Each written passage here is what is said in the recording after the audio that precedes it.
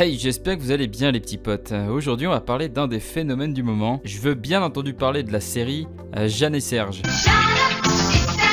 Non mais c'était une blague. Ah, je suis rassuré, mais est-ce que c'est pas une façon subtile pour annoncer que le prochain résumé sera sur Jeanne et Serge? Non. J'ai compris, je n'insiste pas, au revoir. Évidemment, vous avez vu le titre et la miniature, donc si vous n'êtes pas trop débile, vous aurez compris qu'on va s'attaquer à Jujutsu Kaisen.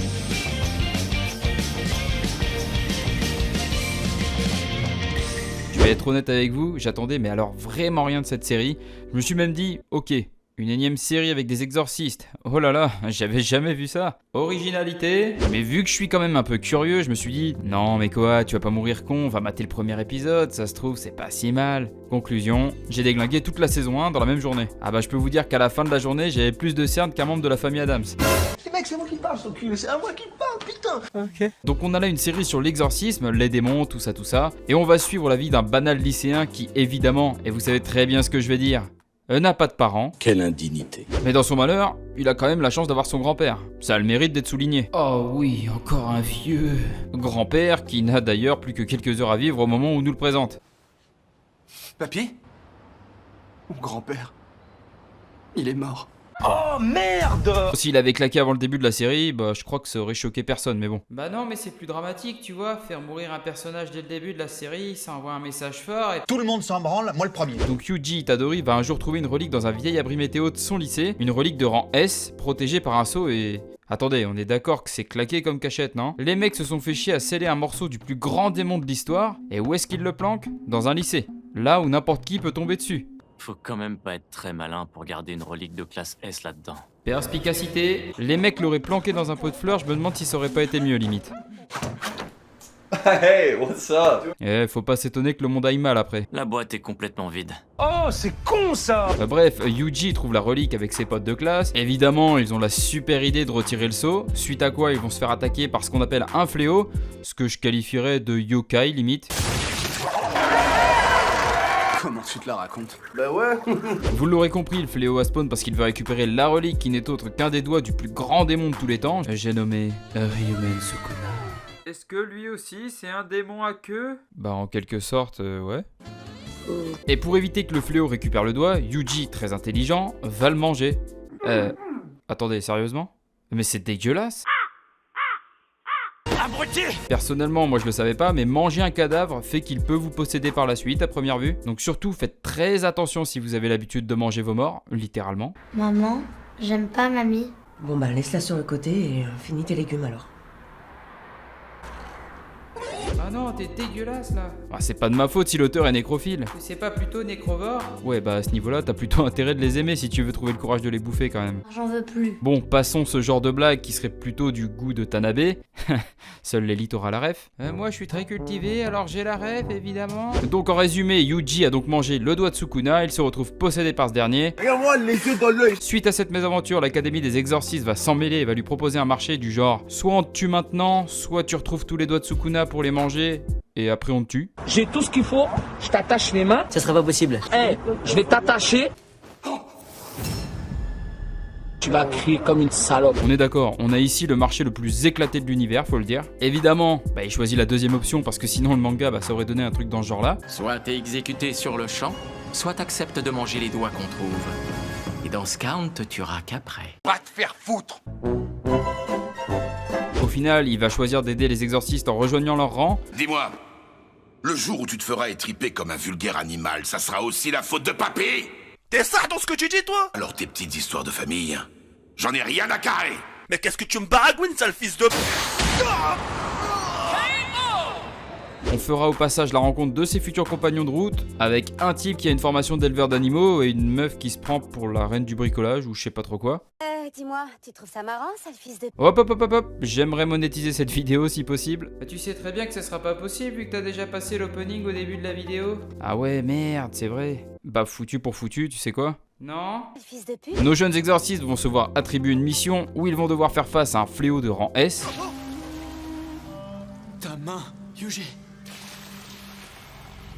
Aïe. Parce que ouais, les monstres ont des niveaux, et c'est pas plus mal pour permettre aux spectateurs de se rendre compte de la force d'un fléau. D'ailleurs, je vous ai fait un petit dessin pour vous montrer les différents niveaux. Ça, c'est de l'art. De rien, c'est cadeau. Et vous savez quoi? Qui l'eût cru? C'est avec succès que nos héros parviendront à vaincre ce fléau de rang S.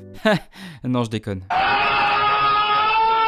Oh non, encore une série où le personnage principal meurt dès le début, ça me rappelle l'attaque des... Bah non, regarde, il est pas mort. Alors ouais, c'est plus trop Yuji là, mais Sukuna pour le coup. Mais on s'en fout, non? De toute façon, tant que Sukuna est dans le corps de Yuji, il est quasi immortel. Hôtel démoniaque.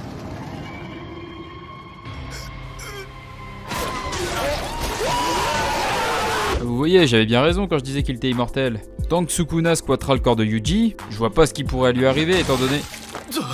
Ah.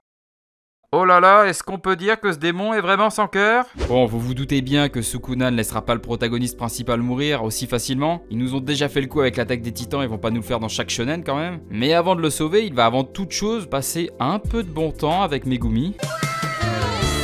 Je parlais pas de ce genre d'activité, il va juste lui fracasser la gueule en fait.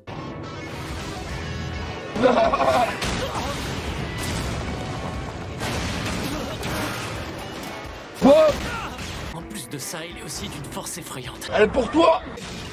Après s'être bien déchaîné sur Megumi, il va laisser Yuji pour mort, genre en le laissant comme ça, là, par terre. Un peu comme tous ces gens qui laissent leur crotte de chien au sol. Tu viens vraiment de comparer Yuji à une merde de chien? Ouais. C'est vraiment un gros tas de merde. Bah au début de la série, il est naze, on va pas se le cacher. Bah je le trouve plutôt fort quand même. Ok, suceur. Et n'empêche, maintenant que j'y pense, il y a quand même un truc bizarre avec cet anime. C'est qu'il sort en pleine pandémie mondiale. À croire que le studio d'animation est de mèche avec le gouvernement. C'est peut-être une nouvelle campagne pour nous sensibiliser face au virus. Genre, va bientôt y avoir des nouveaux masques, mais qui se portent plus sur le nez et la bouche, mais sur les yeux. Bon après je dis ça, je dis rien. Hein. Ça fait réfléchir. Et tant qu'on parle de masque, on va peut-être parler un peu du principal intéressé. J'ai nommé Satoru Gojo, qui va être le sensei de Yuji un certain temps. Et franchement, ce mec-là, il est pas là pour enfiler des perles. C'est moi le boss. On va avoir l'occasion de voir un peu l'étendue de ses capacités. Et wow, le gars fait pas semblant. Genre quand il affronte le cyclope volcanique là, vous voyez de qui je veux parler? Le fléau là, qui a cramé tout le personnel d'un resto sans bouger le petit doigt. Donc là j'ai les couilles en feu. Je suis chaud bouillant. Bah eux deux ils vont se mettre un peu sur la tronche jusqu'à ce qu'on comprenne que Gojo, bah son niveau il est à des années-lumière de l'autre type. Hora, hora. Hora, hora. Hora.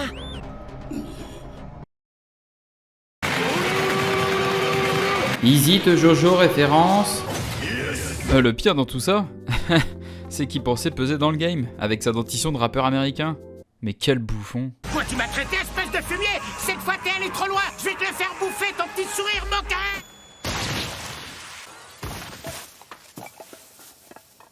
Aïe. Et c'est après cette rencontre qu'on va comprendre qu'il y a un peu une organisation chez les fléaux. Et c'est drôle parce que j'ai l'impression de retrouver la même structure scénaristique que My Hero Academia. L'école des gentils contre une organisation, une académie avec des élèves de différentes années, un arc avec un tournoi inter-académie. Bon ça fallait s'en douter, quel shonen n'a pas un arc avec un tournoi? Après, quelle série est la meilleure? J'en sais rien, mais j'en ai strictement rien à foutre. Mais là où il y a quand même une grosse différence avec MHA, et en soi je trouve que c'est un point positif, c'est la maturité de l'œuvre. Je trouve que l'univers est quand même bien plus sombre, et je trouve que cette série a des petits côtés un peu horrifiques à certains passages. C'est quand même un peu plus trash que My Hero Academia. Ça c'est un superbe rin, ça. On peut se faire des thunes avec ça. Attendez, bougez pas, on va prendre une photo, on va la mettre sur eBay. Et après, rassurez-vous, je ne cherche pas du tout à descendre MHA, j'adore la série également. Mais voilà, j'avais envie de faire une petite comparaison comme ça, mettre 2-3 petits taclés, ça fait toujours plaisir les gars. Même si la plupart du temps on est plongé dans une ambiance assez sombre, l'auteur arrive quand même à nous faire rire avec quelques passages assez drôles. Notamment avec l'arrivée du personnage Aoi Todo, qui apparaîtra au début du tournoi Inter Academy. Je vais te dire moi ce que je préfère. J'aime les filles qui sont grandes et surtout avec des petites fesses bien rebondies. Tu es un pervers, c'est ça? Tournoi qu'on nous tease depuis le début de la série, et j'étais limite en train de me demander si on y aurait le droit dans cette saison. Et effectivement, comme tout bon shonen qui se respecte, on a notre putain d'arc du tournoi. Mais je vous cache pas que j'ai été un peu surpris quant à la structure de cette partie. What? Genre je m'attendais à un ring avec des 1v1 et tout, un peu comme le Tenkaichi Budokai de DBZ, vous voyez? Oh là là, il a fait de ref à DBZ sur ces deux derniers... Non. Mais non. Pas de combat en face à face, mais plutôt une sorte de course d'orientation où il faut tuer des fléaux, mais où l'académie adverse, son seul but au final, c'est de buter le personnage principal. Ouais, ok. 私はスキーが大好きで、キウイが大好きですが、トーナメントではないトーナメントで弓をするのが特に好きです。私もコハが大好きです。Et d'ailleurs, c'est durant cet arc qu'on va nous présenter plein d'autres personnages secondaires, avec un développement de leur background plus ou moins approfondi. Jolie brochette. Lâche-moi! Il y a un gars par exemple qui tire sa puissance des mots qu'il va prononcer. Attends, tu veux dire qu'il peut me tuer juste en disant crève? C'est trop fort comme pouvoir. Mais je suis pas super fort, je suis mieux que ça, même, je suis surpuissant. Mais par peur de blesser ses coéquipiers, il sort que des mots inoffensifs. Pour le coup, j'ai l'impression que c'est juste un gros placement de produit pour les produits de la mer. Onyx séché, saumon, thon. Venez découvrir en exclusivité dans vos instituts de beauté notre nouvelle crème anti-rides à base de rillettes de saumon. Produit cliniquement prouvé, 9 personnes sur 10 se sont dit satisfaits du produit sans l'avoir testé. Réservez votre échantillon gratuit pour 29,99 par mois pendant 132 mois. Un robot. T'es un mec bizarre, toi. Il y a 2 sœurs qui passent leur temps à scraper le chignon. Pourquoi tu t'habilles pas comme tout le monde? Vas-y, Mélissa, ferme ta gueule! Ouais, mais t'as quoi dans le ciboulot, ma grande? Pour ça, tu parles de moi comme mec? Toi, viens là, toi! Un panda qui, malgré les apparences, est un véritable combattant. Un type qui a tout le temps les yeux fermés pour faire genre ouais, moi j'ai les yeux fermés, je suis trop dark. En plus j'ai un œil qui saigne comme Sasuke dans Naruto, sauf que moi c'est de la merde. Et en plus de ça, vous ajoutez une sorcière et une putain de fangirl. Oui, avec plaisir. Et avec tous ces ingrédients là, vous obtenez le meilleur tournoi, tout manga confondu. C'est faux. Alors ouais, ça aurait pu être le meilleur tournoi, tout manga confondu, s'il avait pas été interrompu par les fléaux. Et je ne spoilerai pas plus la suite de la série, parce que mine de rien on approche quand même de la fin de la saison 1, et parce que la vidéo dure assez longtemps pour pouvoir y mettre plein de pubs. C'est vrai. J'espère que ce résumé en mousse vous aura plu les petits potes, et si ce n'est pas le cas, bah figurez-vous que je m'en branle. Sur ce, je vous dis à la prochaine, pour le prochain résumé en mousse qui sera sur...